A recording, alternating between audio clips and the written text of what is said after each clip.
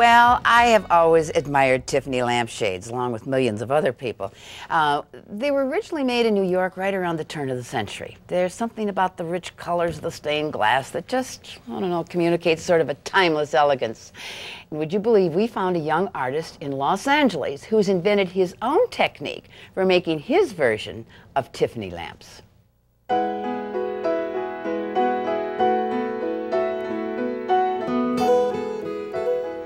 When Quincy LeNear moved from Chicago to Los Angeles to pursue an acting career, he had no idea he would end up creating these gorgeous Tiffany-style lampshades.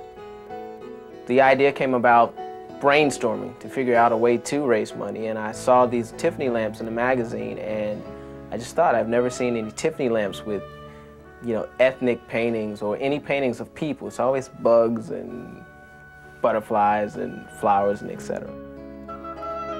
I found a wholesale store that sold canvas lampshades because the lampshades are canvas.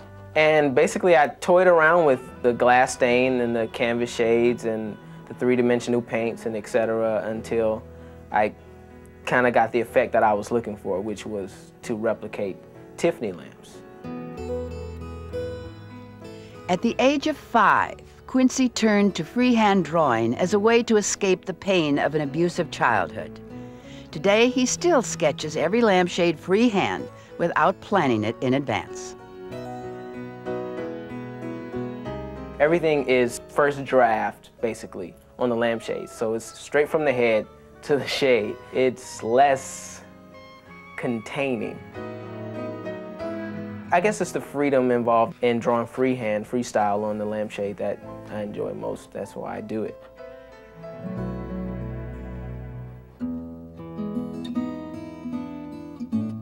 The next step is to outline the sketch in three-dimensional ink, which will give the effect of pieces of glass soldered together. The inspiration for the lampshades basically comes from day-to-day life, from my culture basically, other people's cultures, just combination of a lot of things, but they also have an element of ancient African art. If you look at a lot of the African sculptures and the features, the shapes of the nose, the shapes of the eyes, and etc., I kind of went for that effect.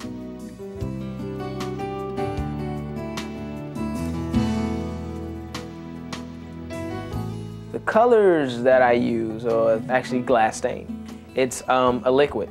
It's not like paint or anything. It's really watery, and it comes in actual drop bottles. I can't use a paintbrush. I can't use any tools. I have to drop the colors in each space.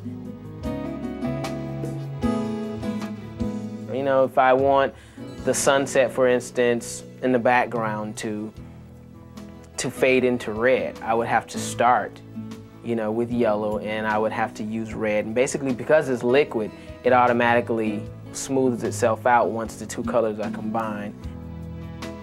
Because glass stain is such a thin liquid, it can be difficult to work with.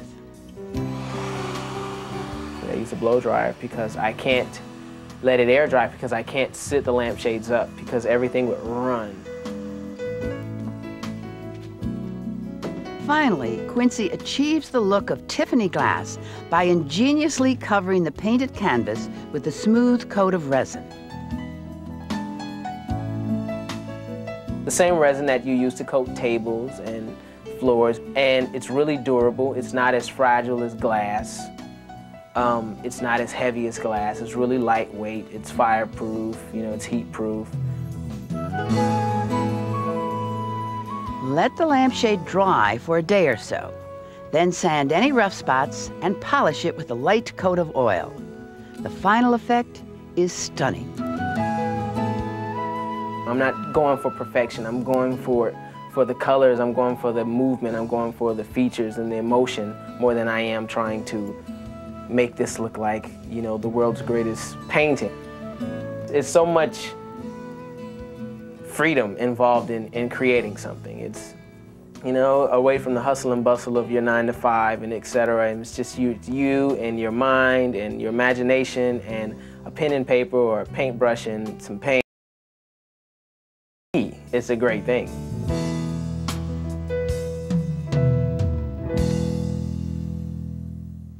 Isn't that interesting? Nice young man, and he started out to be an actor. I'd like to get one of his lampshades here and turn everything dark, and then turn the light on and see how it comes through.